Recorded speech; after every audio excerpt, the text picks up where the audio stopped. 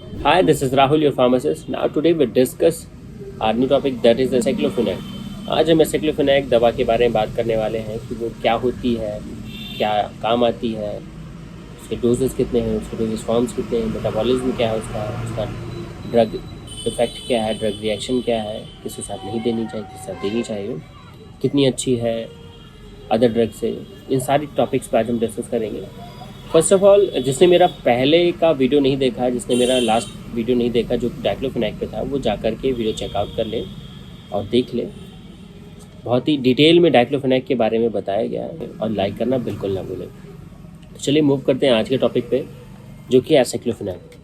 First of all हम discuss करते हैं कि एसाइक्लोफेनाक है क्या। एसाइक्लोफेनाक एक एलोपैथिक मेडिसिन है जो कि दर्द और सूजन as a analgesic, as a pain killer बहुत अच्छा काम करती है। एसाइक्लोफेनाक एक बहुत ही अच्छा पेन किलर है rather than diclofenac, ibuprofen, other जितने भी हमारे पेन किलर्स हैं उनसे बहुत ही अच्छा है और सेफ ड्रग है। एसाइक्लोफेनाक आपको हर काउंटर पे अवेलेबल हो जाएगी, लेकिन ओटीसी की कैटेगरी में नहीं आता है। तो किसी भी मेडिकल स्टोर या डॉक्टर्स को या किसी भी नॉन प्रैक्टिशनर को बिना प्रिस्क्रिप्शन के ये दवा नहीं देनी चाहिए। ये अच्छा पेन किलर है और इसके बहुत सारे यूजेस हैं, बहुत से अलग अलग तरीके से अलग अलग पेन में, अलग अलग दर्द में यूज़ दिया जाता है। एक सीक्रेट की बात यह है कि एसाइक्लोफेनाक जो है वो आप इसे रेगुलरली 6 मंथ तक, 6 से 7 महीने तक आप इसे रेगुलरली खा सकते हैं, जिसके बहुत ही लेस साइड इफ़ेक्ट्स होते हैं। आप रेगुलरली इसे ले सकते हैं। किसी को ज़्यादा प्रॉब्लम है, किसी का सर्जरी हुई, बड़ी सर्जरी हुई है, तो घाव बनने में बहुत टाइम लगता है, तो आप इसे 6 से 7 महीने तक ले सकते हैं और डॉक्टर भी प्रिस्क्राइब करते हैं। बट कुछ कंडीशंस होती हैं कि इसे 2 से 3 महीने के बाद इसकी डोज जो है थोड़ी सी कम कर दी जाती है। जब आपका पेन कम होता है तो डोज भी कम कर दी। एसाइक्लोफेनाक हमारी डाइक्लोफेनाक और आइबुप्रोफेन जो पेन किलर्स आती है उनसे बहुत ही अच्छी ड्रग है। एसाइक्लोफेनाक जो है वो डराइव हुआ है डाइक्लोफेनाक से ही, उसी का डेरिवेटिव्स है। थोड़ा सा केमिकल स्ट्रक्चर चेंज करके इसे ज़्यादा, इसकी पोटेंसी बहुत अच्छी है और बहुत सी कंपनियों में आता है, हर कंपनी में आता है ये ड्रग और ईजिली अवेलेबल भी है हर जगह पे। एसाइक्लोफेनाक भी COX-1 और COX-2 एंजाइम को इनहिबिट करता है, जिससे प्रोस्टाग्लैंडिन का फॉर्मेशन नहीं हो पाता है।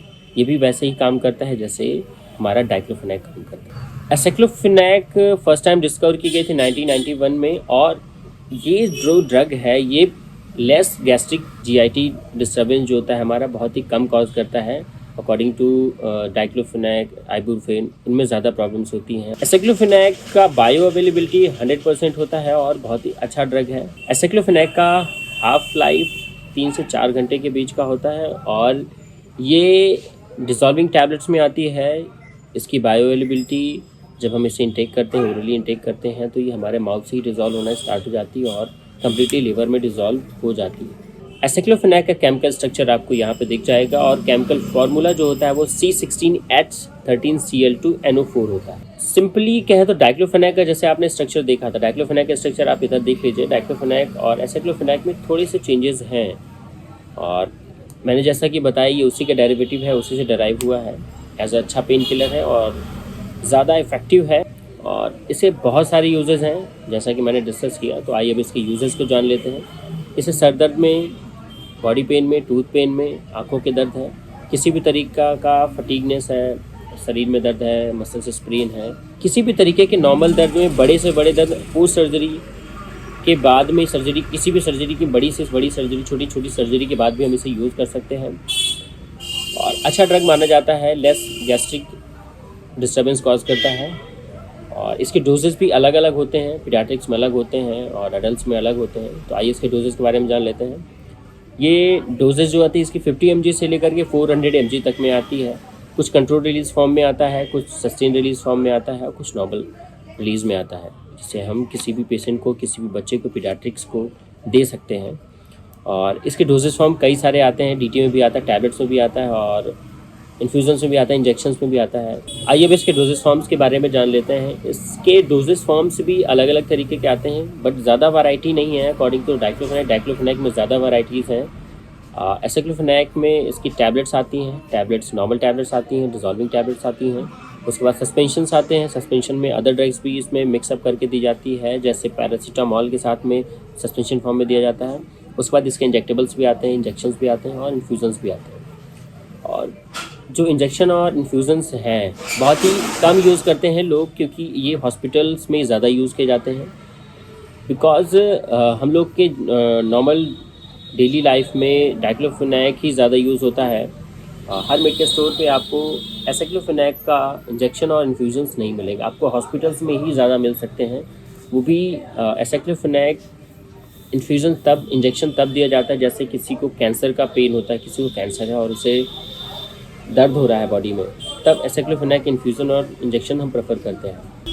आइए अब हम एसाइक्लोफेनाक के मेटाबॉलिज्म को जान लेते हैं। एसाइक्लोफेनाक का मेटाबॉलिज्म बहुत सिंपल है, जैसे सभी का होता है। अगर हम इसकी कोई ओरल टैबलेट्स लेते हैं, ओरली माउथ से हम इनटेक करते हैं, तो उस टैबलेट का डिसोल्यूशन हमारी माउथ से, हमारी बकल कैविटी से ही स्टार्ट हो जाता है और लिवर में जाकर के 90 से 80% तक कम्प्लीटली डिसॉल्व हो जाती है।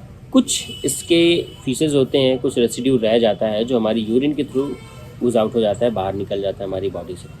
आइए अब हम एसाइक्लोफेनाक के साइड इफ़ेक्ट्स के बारे में जान लेते हैं। एसाइक्लोफेनाक के साइड इफ़ेक्ट नॉर्मली होते हैं। पहले तो मैं सजेस्ट करूँगा कि कभी भी आप कोई भी दवा एक्सेप्ट एसाइक्लोफेनाक को भी आप कभी भी खाली पेट ना लें, इनटेक ना करें, क्योंकि ये कॉन्स्टिपेशन कॉज कर सकता है। और जो कुछ पेशेंट में होता है कि ये ड्रग का फार्मूला जो होता है वो उनकी बॉडी एक्सेप्ट नहीं करती है, उन्हें इससे एलर्जी होती है, तो उन्हें नॉर्मल इचिंग हो जाती है, नोज़िया हो सकता है, वोमिटिंग हो सकती है, स्टमक पेन हो सकता है, कॉन्स्टिपेशन हो सकता है। इससे ज़्यादा बहुत ज़्यादा कोई साइड इफ़ेक्ट्स नहीं होते इस सबके।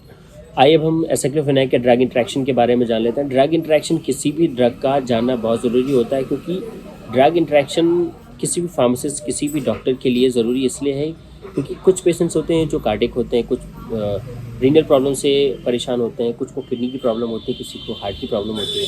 तो इन सब चीज़ों में हमें जानना ज़रूरी होता है। जैसे हम एसाइक्लोफेनाक को एम्लोडिपिन के साथ नहीं देते हैं, क्योंकि एम्लोडिपिन का जो पोटेंसी है वो उसे कम कर देता है एम्लोडिपिन की। इसे हम वारफेरिन या एस्पिरिन के साथ तो बिल्कुल नहीं देते हैं, जैसे हम डाइक्लोफेनाक को नहीं देते, इसे भी नहीं देते हैं। और एक ड्रग और है एमॉक्सापिन, के साथ हमें एसाइक्लोफेनाक नहीं देना चाहिए, क्योंकि ये जीआईटी ब्लीडिंग कॉज कर देता है। तो हमें इन सब चीज़ों के साथ नहीं देना चाहिए। और पेशेंट को ज़्यादा सेफ्टी के साथ अगर आप ड्रग प्रिस्क्राइब करें, और अगर ड्रग आपको ही फार्मासिस्ट या कोई भी डॉक्टर देगा, और पेशेंट ज़्यादा अच्छे से हील अप करता है अपनी बीमारी को। आइए हम एसाइक्लोफेनाक के कुछ मार्केट के प्रोडक्ट्स के बारे में जान लेते हैं कि मार्केट में इसके कौन कौन से प्रोडक्ट्स अवेलेबल हैं। तो जैसे मेरे पास 2 प्रोडक्ट्स हैं। एक 100 mg डोज के साथ है, ज़ीरोडॉल 100 mg नॉर्मल टैबलेट्स है। एक ज़ीरोडॉल 200 mg कंट्रोल रिलीज फार्मूले के साथ है, जो कि ज़्यादा पेन में 200 mg हम प्रेफर करते हैं। किसी को कैंसर का पेन है, किसी को सर्जिकल पेन है, किसी को जॉइंट्स का पेन है। इन सब चीज़ों में अगर ज़्यादा पेन है, ज़्यादा दर्द है, एक असहनीय दर्द हो रहा है, तो उससे हम 200 mg कंट्रोल रिलीज फार्मूले के साथ डोज प्रेफर करते हैं। इसके मार्केट में अवेलेबल और भी बहुत सारे प्रोडक्ट्स हैं, जैसे मैंने दिखाया ज़ीरोडॉल आता है, एसाइक्लो आता है, डोलोविन आता है। आई होप आपको आज का वीडियो अच्छा लगा होगा। तो मिलते हैं नेक्स्ट वीडियो में नए टॉपिक के साथ। तब तक के लिए टेक केयर, बाय बाय।